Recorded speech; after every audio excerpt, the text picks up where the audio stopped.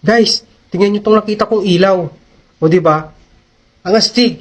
Pwede mong ilagay kahit saan mo gusto. Ano sa mga may sasakyan dyan, pwede mong idikit kung saan ka nadidiliman yung walang ilaw. Pwede mong ilagay kahit saan. At ang maganda dito guys, tingnan nyo. Pwede mong i-charge. So kapag nalobat, i-charge mo lang siya. At ang maganda dito guys, tingnan nyo. Pwede mo pang palitan yung kulay. O di ba guys, ang astig ng ilaw na yon. Siyempre, para mapatunayan natin yung magandang ilaw na yon, tara, order tayo. Let's go! At eto na nga guys, yung in-order natin ilaw. So syempre, ma-check na natin kung maganda nga yung ilaw na yun. So tara, buksan natin. Ito siya guys. So meron talaga siyang kasamang charger. O diba, umilaw na. Ang galing.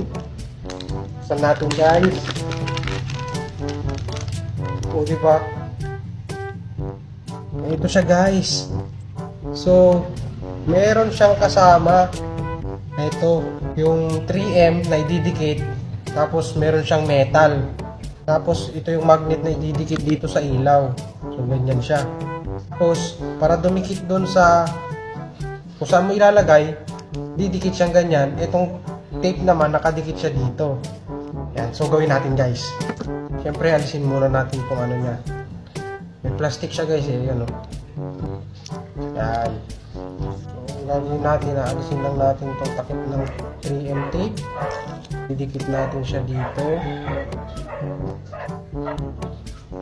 Yan, madikit siya guys ha, yung pandikit niya. So, ididikit natin to dun sa tricycle. Kapag ginagabi kami, madilim siya. Kaya, dun ko siya ilalagay. Siyempre, wala naman tayong sasakyan. Kung sa mga may sasakyan dyan, pwede nyo gamitin to. Dikit nyo lang dun sa mga spot, sa mga sasakyan ninyo na wala siyang ilaw. Ayan, so, dikit na natin to guys. Ito pala yung battery niya guys, oh. Ayan. So, ganyan yung kalalabasan niya guys. Oh, di ba ang astig? Ito naman yung charger niya. Hindi siya Type-C. Ayan, ganyan siya. Pero, wala namang problema dun guys kasi susuksok nyo lang naman yan. Tapos, dun sa charger ninyo, sa mga cellphone ninyo, yung adapter niya, pwede nyo lang isaksak dito. Pagcha-charge na yung ilaw natin. So, madikit din yung magnet niya guys. Ayan o. So, hindi siya basta-basta mahuhulog. Yan. So, ang iti-testing natin ngayon, yung ilaw niya. Yung pinipindot-pindot nung nasa video. O, di ba? Parang ayaw umilaw, lobat yata. So, check natin guys kung lobat nga ba itong nabili ko kasi tingnan nyo. Ayaw sumindi. Yun, balikan ko kayo guys. One eternity later. So yun guys, chinarge ko muna yung ilaw. Pinindot mo siya. Ayan, umiilaw na siya. And pag gusto mong palitan yung kulay niya, tap mo lang siya, magiging green. Ayan, mag-iiba-iba na yung kulay niya. Kapag gusto mo namang i-turn off, steady mo lang, mag-off na siya. So yun guys, wala namang problema yung nabili nating ilaw. Kailangan lang talaga natin siyang i-charge. Siguro na lobat lang yung stock charge ng ilaw. Kaya ganun yung nangyayari, nagbi-blink-blink lang siya. Pero once na full charge na yun, inidikit na natin siya dun sa tricycle. Kaya samahan nyo ako guys, let's go!